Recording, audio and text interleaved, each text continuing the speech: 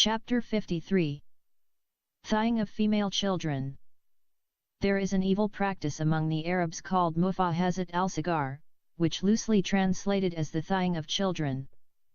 There is no proper English translation for this practice, simply because it is not a Western norm. The thigh is the part in humans between the hip and the knee. The nearest evil practice to thigh in English would probably be child molesting. However, thigh is infinitely more evil than child molesting. It is done by an adult man to a female child, with the sanction of religion. Now let us see how it is practiced on a female child and who began this evil practice. According to an official fatwa issued in Saudi Arabia, the Prophet Muhammad began to practice thigh his child bride, Aisha, when she was 6 years old until she reached 9 years of age, fatwa number 31409. The hadith, which was quoted earlier, mentioned the Prophet Muhammad started performing literal sex with Aisha only when she reached the age of 9, Sahih al-Bukhari, Book 62, hadith number 89. Muslim scholars collectively agree, by virtue of divine example, a child becomes an adult, available for sexual intercourse as soon as she reaches the age of 9. Likewise, the Sharia allows any of the faithful to marry a 6-year-old child. According to the fatwa, the Prophet Muhammad could not have sex with his fiancée, Aisha, when she was 6 due to her small size and age. However, the fatwa said that at age 6, he would put his penis between her thighs and massage it gently because he did not want to harm her. Imagine a man of 51 removing the clothes of a 6-year-old girl and slipping his erect penis between her thighs, rubbing her until he ejaculated and his semen ran down her thighs. To this day, this is considered a benevolent act on the part of the adult male not wanting to harm her. What harm could be inflicted upon a young girl mentally and emotionally if not a grown man showing her his penis and stripping her of her clothes and rubbing his male organ between her legs?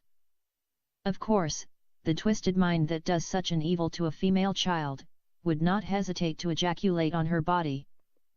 And if this sexually perverted evil frame of mind committed such an act upon a child, the pedophile would not stop at ejaculating on her. His evil desire would go further and rape the child before she was a mature adult. This is exactly what Muhammad did to Aisha when she was yet a child of 9. Before she reached puberty, he began to have sex with her. Let us see what the fatwa said about the Prophet of Islam and his child bride, Aisha.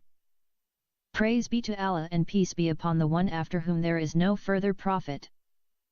After the Permanent Committee for the Scientific Research and Fatwas, Religious Decrees, reviewed the question presented to the Grand Mufti Abu Abdullah Muhammad al-Shamari, the question forwarded to the committee by the Grand Scholar of the Committee with reference number 1809 issued on 3/8/1421 Hijriya, Islamic calendar. The inquirer asked the following. It has become widespread these days, and especially during weddings, the habit of mufahazat of the children. Mufahazat literally translated means placing between the thighs of children, which means placing the male erected penis between the thighs of a child. What is the opinion of scholars, knowing full well that the Prophet, the peace and prayers of Allah be upon him, also practiced the thigh of Aisha, the mother of believers, may Allah be pleased with her? After the committee studied the issue, they gave the following reply. It has not been the practice of the Muslims throughout the centuries to resort to this unlawful practice that has come to our countries from pornographic movies that the kuffar, infidels, and enemies of Islam send. As for the Prophet, peace and prayers of Allah be upon him, thigh his fiancée Aisha. She was 6 years of age and he could not have intercourse with her due to her small age. That is why the Prophet, peace and prayers of Allah be upon him, placed his penis between her thighs and massaged it lightly, as the Apostle of Allah had control of his penis, not like other believers. Notice that, the fatwa admits that Prophet Muhammad had practiced thigh with his fiancée Aisha and not with his wife Aisha. 2 quick observations. First, Muhammad had thighed Aisha before married her, when she was his fiancée. Second, the fatwa contradicts itself when puts the blame on the infidels who supposedly send pornographic movies to Muslim countries and from them Muslims learn thighing of female children. At the same time it says the Prophet Muhammad was the one who started that evil practice with his child fiancée Aisha. Thighing of children is practiced in many Arab and Muslim countries, notably in Saudi Arabia, Yemen, Iran, and the Gulf countries. These countries are notoriously known for this evil practice. There are many more such immoral practices against female children. According to the Bahraini women's rights activist, Ghada Jamshir, there are altamatua by al-mufahaza, pleasure from sexual contact with her thighs, altamatua by al-makaba, pleasure from sexual contact with her breasts, altamatua by al-sajara, pleasure from sexual contact with a baby girl, and altamatua by al-radia, pleasure from sexual contact with a suckling female infant. The Islamic Sharia authorizes a grown-up man to marry even 1-year-old female baby. It is very common to see a man of 70 or 80 years of age marrying a child of 8 or 10. Recently, an 80-year-old Saudi man married a 10-year-old girl. On the wedding night, the child's privates hemorrhaged so badly, that they had to take her to the hospital. Another recent case was of a Yemeni man, who raped his child bride until she died. These are just a handful of the thousands of rapes of female children that take place each year legalized by marriage. Sheikh Ahmed intended to marry the child of the Indian maidservant and practice thighing on her until she reached the age of 9. At the time, Ifat was almost 8. She was 7 years and 11 months. She did not even know what sex was. When she saw her mother stripped naked by the 2 policemen, she thought they were killing her. When the Saudi policeman took her out of the car, showed her his male organ, and tried to force her to hold it in her hand, she did not have an inkling about what he was trying to do to her. What she did know was that it was wrong to show your private parts in public, and she resisted his attempts to force her to fillet him. As it turns out, the sacrifice of a mother offering herself up to the 2 policemen prevented Ifats from being raped. Alas, now with her mother unjustly incarcerated, Ifat lost her one and only guardian, with no one to protect her from life's evil. Upon reaching the house of his first wife, Sheikh Ahmed changed his mind. He told his wife he was going to send the daughter of his Indian maidservant to her family in India, after a few days. His first wife agreed to keep Ifat in her house. He did not tell his wife that he was planning to divorce her and marry the little girl in her place. Sheikh Ahmed's wife was bedridden, suffering from the last stages of cancer. She could die at any moment, but her selfish husband could not wait for her to die. He had remarried her after divorcing her to marry his Indian wife, Christy. After Christy divorced him, kicked him out of his house at Bombay, brought her Christian boyfriend and married him, Sheikh Ahmed remarried his first wife, Khadija, just to show off that he was a kind husband. However, now circumstances were different and, for all wants and purposes, he was willing to send Khadija to the grave as a divorcee. Death for Muslim women generally means going to hell. Prophet Muhammad said that the majority of Muslim women would end up in hell. The Muslim man, in abject contrast, is promised 72 virgins in paradise, but the Muslim woman can look forward to burning in hell for all eternity. Sheikh Ahmed's never-ending evil worked out a new plan to marry his child bride, Ifat, following the unrighteousness of his Prophet of Allah. He figured that he should send her to Eritrea. He had learned from some Eritreans in Saudi Arabia that Eritrea was well known for child marriages. Most Eritreans traditionally give their female children in marriage as soon as they have reached 7, 8, or 9 years of age. Sheikh Ahmed knew that Islam forbade adoption, so he could not try to adopt Ifat and then pretend she was his daughter. He also anticipated that one day, someone from the media or the Indian government might ask him the whereabouts of the daughter of his condemned Indian maidservant. Therefore, he planned to send Ifat to Eritrea via India. If he was asked about the child of his Indian maidservant, he could say that he had sent her to her relatives in Bombay. The old Saudi feared taking Ifat himself because he expected his former car driver, Muhammad Khan, might find out about his arrival in Bombay and send Gondas to kill him. To avoid retribution, he decided it would be safer to send his Pakistani chauffeur to travel with little Ifat. This plan didn't work out too well, as Sabir's application for a visa at the Indian consulate in Jeddah was promptly rejected on the grounds that he was a Pakistani. To get around that particular obstacle, Sheikh Ahmed booked the trip of his soon-to-be child bride and his Pakistani chauffeur on a Saudi flight to Eritrea through India and the Philippines. The route taken by the Saudi plane would be Bombay, Manila, Asmara. In the end, the old man believed his plan would exclude him from any culpability and absolve him of any blame if anyone starting asking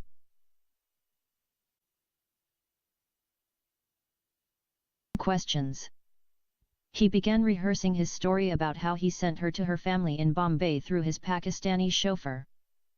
And if he was asked where his Pakistani chauffeur was, he would simply say that his chauffeur decided to stay in India and make his way to Pakistan.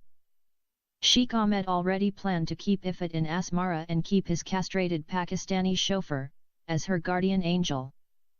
He had no intention of allowing Ifat a chance of falling in love with another man and running away with him. He was going to keep the young damsel in distress in her own Barbie doll castle. Only her Ken would not be there to protect her, and she would be well guarded by Sabir, the Pakistani pimp. To make his story more plausible, Sheikh Ahmed convinced his Pakistani chauffeur to pretend to be Ifat's uncle. When they both applied for visas to Eritrea, Sabir Ibrahim Shah claimed that Ifat Khan was the daughter of his sister Rehana Khan, who was married to a Muslim man from Bombay by the name of Khan.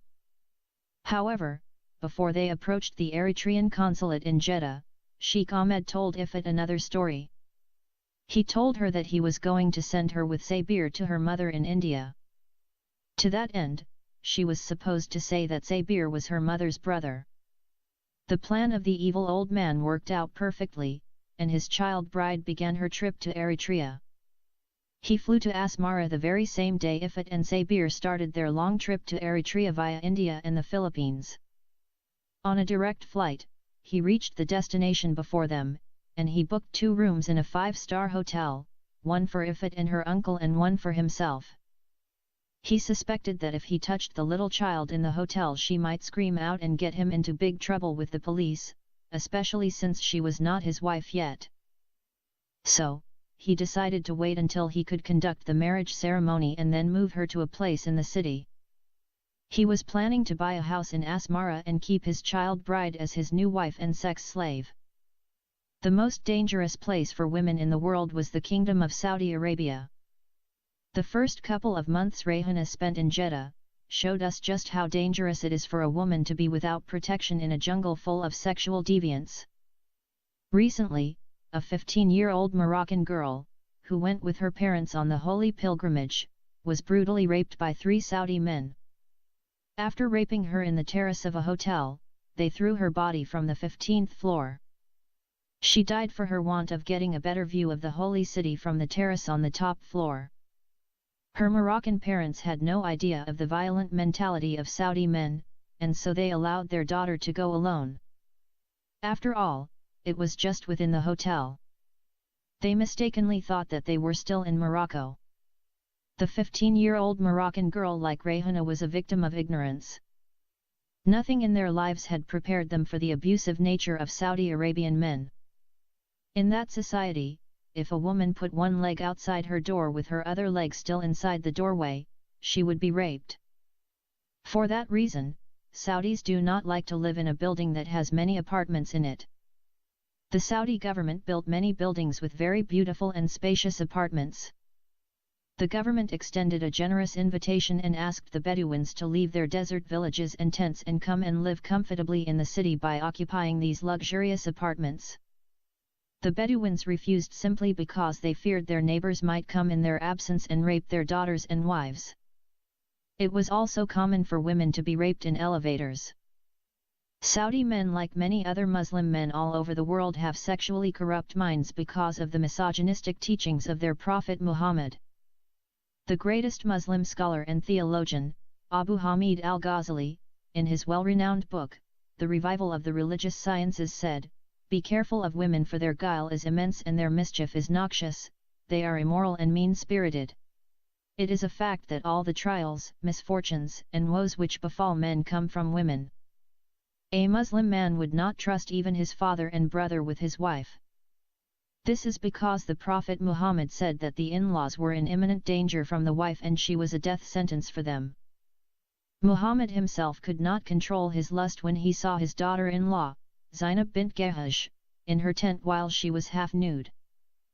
She was the wife of Muhammad's adopted son, Zayd ibn Muhammad, and therefore, in the eyes of the Arabs, as good as his own daughter-in-law. Muhammad went to her house when her husband was away, saw her in a state of semi-nudeness, and was aroused.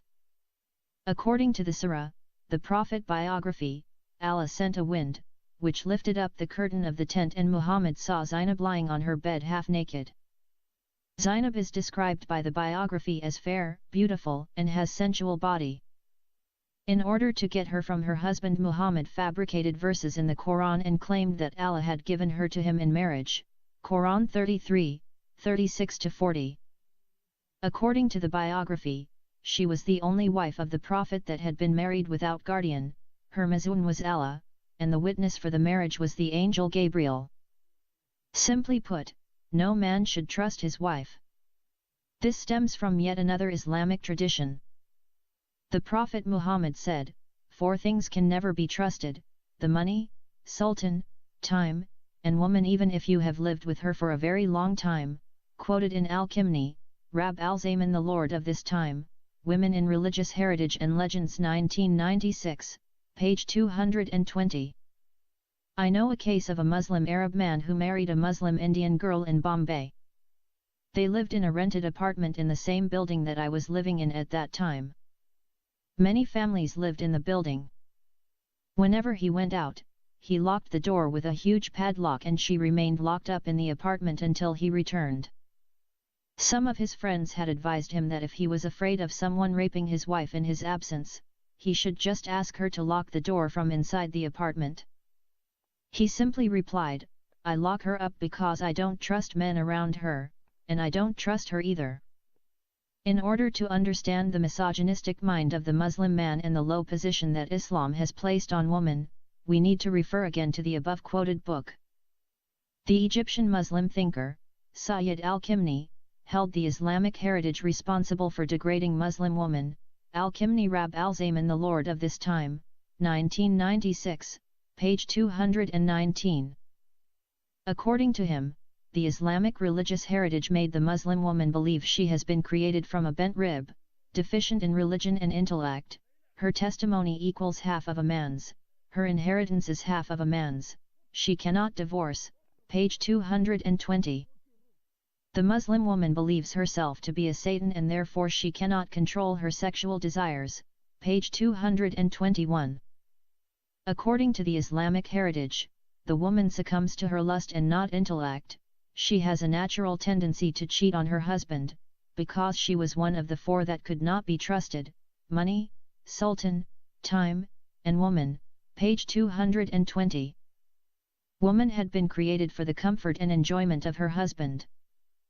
In that way, the religious heritage made the Muslim woman to believe herself to be a mere vagina and hence she became horma, or taboo, and haram, or forbidden, page 221. Therefore, if she kept her faith in her vagina and gave enjoyment to her husband and master, she would enter heaven, page 220. A woman's faith could not be perfected except by her complete obedience and submission to her husband, and such obedience would secure her a place in heaven as a prostitute among the many harems of the man, page 221. This gloomy picture that Al-Kimni depicted for the Muslim woman irritated many Muslim female professors and ulama or scholars of Al-Azhar University who believed that Islam had honored the woman and put her in the best place. Al-Kimni was condemned as a kafir or unbeliever by the female professors and doctors of Al-Azhar Al-Sharif University because he exposed in his book, Fascists and the Nation, the low status in which Islam put the woman, that she was inferior to man in every respect and made for his sexual pleasure. The main reason for their protest was that Al-Kimni made a mistake by demanding rights for women, which Islam gave to men only, page 177. Sheikh Faiz bin Ahmed bought a house in Asmara and transferred Ifat Khan and her uncle to the home.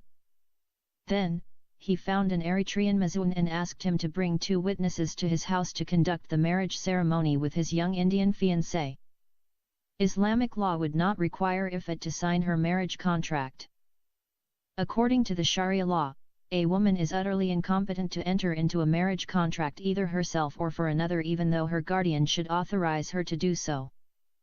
A father can contract the marriage of his virgin daughter without asking her consent whatever her age. Verma 1988, page 24.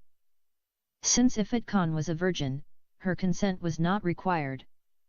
When her mother was contracted in marriage to Sabir, the Islamic law required her consent because she wasn't a virgin.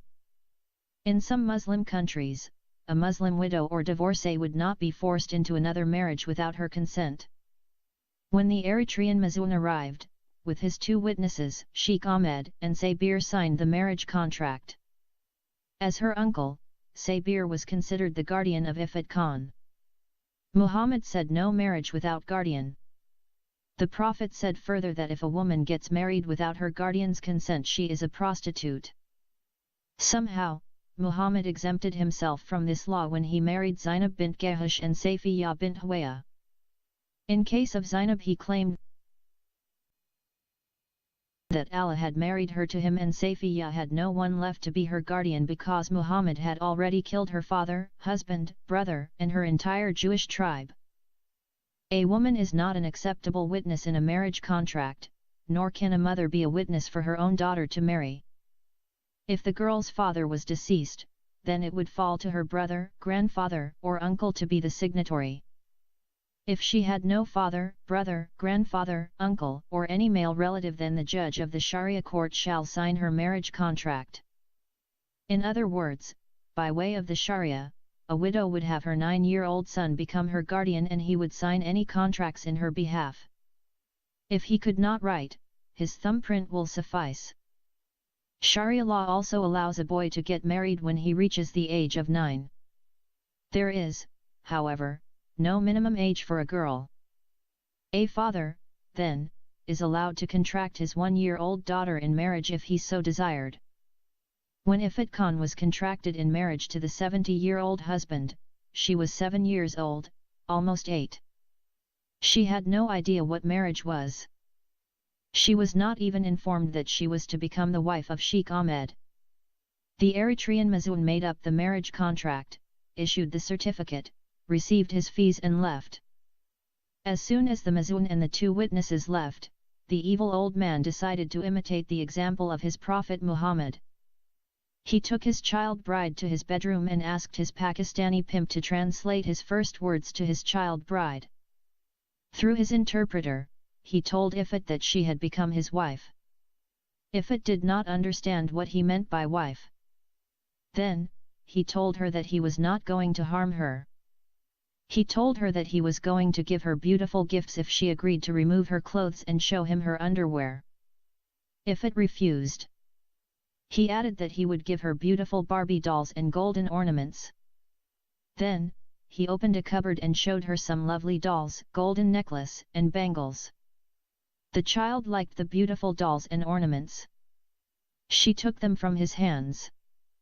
While she was playing with the dolls and putting on her ornaments, the evil old man began to touch her body and lustfully feel her up. Then, he began to remove her dress. Ifat did not resist. She was scared that if she did not allow him to remove her clothes, he would take away the beautiful dolls and ornaments that he had given her. When he stripped her of her outer dress and left her in her underwear, the old man ordered his pimp to go out and lock the bedroom from the outside. The evil Saudi was prepared. He had various kinds of chocolates, candies, and cookies. He also purchased lovely dolls, ornaments, dresses, and shoes. He bought some games too. He filled the cupboard with every kind of attractive gift tempting to a small child like Ifat. Then, he began to coerce her with more tempting gifts. After she allowed him to remove her dress, he asked her to sit on his lap. When she refused to obey him, he showed her more dolls and chocolates. When she wanted to take them from his hands, he held them back. He used his arms to motion for her to come sit on his lap, or he would not give them to her. Ifit obeyed him and sat on his lap. When he began to feel her body, kiss her and touch her privates, Ifit got scared and tried to run away from him. Of course, he restrained her and promised to give her more gifts. Then, he opened his garment and showed her his privates. Ifit refused to look at his private parts, closed her eyes, and began to cry. He let go of her and he allowed her to get up from his lap. He stood up, went to the child-sized cupboard, and opened all the drawers and doors. Then, he showed her many more dolls, ornaments, candies, and cookies. He waved his hand and invited her to come and select whatever she would like. Tempted by the gifts, Ifit went to the cupboard and began to grab whatever she liked. While she was bending over selecting all the fascinating and colorful gifts she had never seen before and would like to have, he came up from behind and began to thigh her. Ifit did not understand what he was doing to her, so she just continued to explore the cupboard. That day the 7-year-old girl saw things she should not have seen at her age, and she was sexually abused the way no child should ever be. Only pedophiles would contemplate schemes that culminate in the ruination of a young girl's childhood. Little by little, the evil old man blackmailed Ifit until he had accomplished his first thighing of the innocent child and ejaculated all over her backside and down her thighs. Then, he allowed her to take her collection and go to the washroom and wash herself and then play with her dolls. Sheikh Ahmed felt no guilt. His conscience was clear because he knew his Prophet Muhammad used to do the same thing to his 6-year-old child bride, Aisha bint Abu Bakr.